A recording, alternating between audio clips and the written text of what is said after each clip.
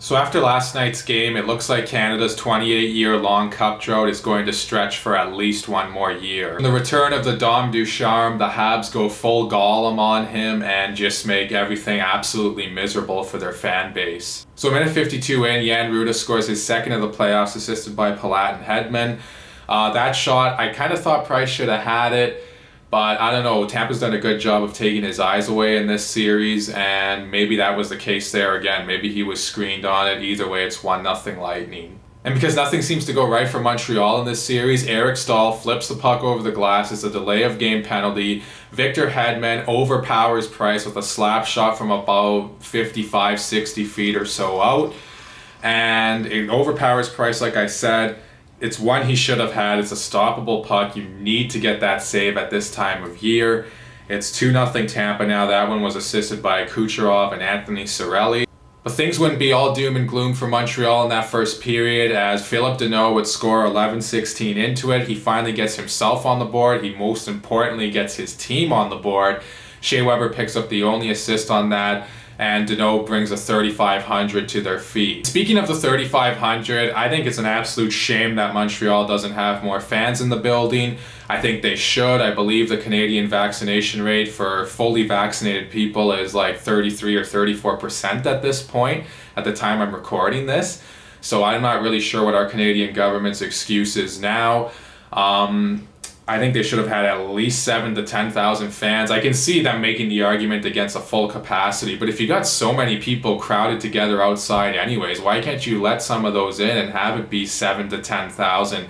They could have easily had that. The one biggest regret for the Montreal Canadiens throughout this run, I think, is not being able to fully share it with the fans. And even though they've had 2,500 and 3,500 fans in their building throughout these playoffs, throughout most of the playoffs except for games 3 and 4 against Toronto, it's not the same as if there was even like 50% capacity. It'd be a lot more loud. That building would be rocking. Imagine, the big Game 6 winning goal in overtime by Lehkonen and having at least, 10,000 fans celebrating that. Or even just how rocking that building would be had they had 50% capacity yesterday as well. And even if the building was 50% or full capacity, I think it still would have ended up pretty quiet, as Nikita Kucherov, a minute 40 in, would take advantage of an absolute horrendous change by the Montreal Canadiens.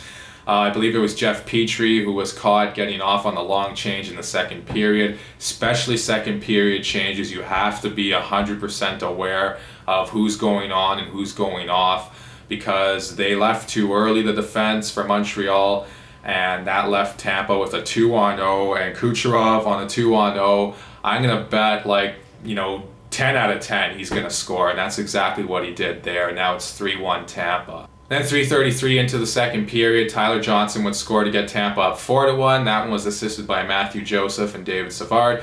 Joseph takes the shot. Price makes the save. It goes off Joseph, back to Tyler Johnson, and it goes in, and that's just kind of the night it was for Montreal. I mean, they just couldn't seem to do things right on their own. They looked sloppy. I didn't think Montreal played really bad in this one, but I thought they didn't play well enough to get a win because they were sloppy, their goaltending wasn't good enough, and, the bounces weren't really in their favor either. I just want to mention Matthew Joseph too. I thought he had a really strong game. He only had the one assist, but I thought he was skating, he was being physical, he was doing all the things that should keep a player in the lineup going forward. With a minute 56 left, Nick Suzuki would give the Habs some hope as he would snipe one by Andrei Vasilevsky. I think it's one Vasilevsky would have liked to have back, despite it being a pretty good shot by Suzuki. He sneaks it in under the pad. The Habs cut the lead in half. That one was assisted by Jeff Petrie and Cole Caulfield. So Montreal goes to the second intermission down by 2. And in that third period, I thought Montreal had somewhat of a decent press, but obviously it wasn't enough, and eventually the Tampa Bay Lightning would get another goal as Tyler Johnson would score his second of the game, his fourth of the playoffs. So he came into this game with 2 goals, and he doubles his output in the playoffs, and he became a real hero. That one was unassisted. Carey Price, I just want to say this, and I'm a Carey Price fan, and I try to defend him as much as I can too, but he was brutal in this game. I mean, there's really no other way to put it. I think he needed to be a lot better, especially with his team down 2 games to none. This whole series, he just hasn't looked himself. And he just looked like he was in outer space on that Tyler Johnson goal, the second one here, because he gets the shot put on him. He makes the save. The puck's lying right there. He has no idea where the puck is, and then Johnson just comes in and pokes it home, and that just can't happen if you're Carey Price. He needs to make that save, especially at that juncture of the game. Then shortly after, Montreal would pull the goalie, and Corey Perry would have a beautiful seeing eye shot on Andrei Vasilevsky to get Montreal back within 2. But then Tampa, with the empty net, would put it away eventually. Blake Coleman getting the empty net goal, his third of the playoffs, assisted by Barclay Goodrow. That would salt away the game, and that would salt away the series too, in my opinion. And I don't know, for Montreal, I really thought they were going to keep this series a lot more close than what it is. And they played really well in game 2. They probably should have won that game. I thought they played okay yesterday, but sloppy mistakes and bad goaltending got in the way.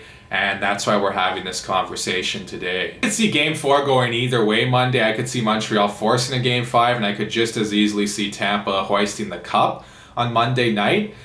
But I don't think it's getting past a Game 5, because for Tampa, they don't lose 2 in a row, and not just because of that. I just don't think they would let Montreal off the hook and let this series go past Game 5. So Montreal, there's no way they're coming back in this series. As soon as they went down 2-0 in this series, I knew there was no way they're coming back.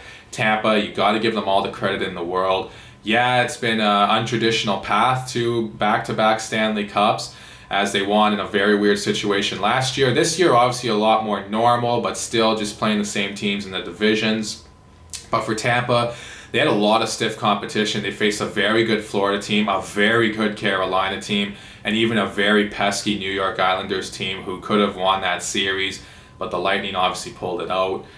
And now they're facing a Montreal team who I feel is almost running on adrenaline and maybe playing a little bit over their heads in these playoffs. I don't think they're going to be back here next year at this point in the playoffs anyways. Heck, they might not even make the playoffs for all I know. So that's why I was kind of rooting for them to get it done this year. But for Tampa, I mean, yeah, I don't know what to say other than it looks like they're going to take home their second cup in a row, their third in franchise history. So those are my thoughts on this game. Please let me know what you all think in the comment section below. Also, don't forget to like and subscribe and share this video. Thank you all so much for watching, and I'll talk to you again soon.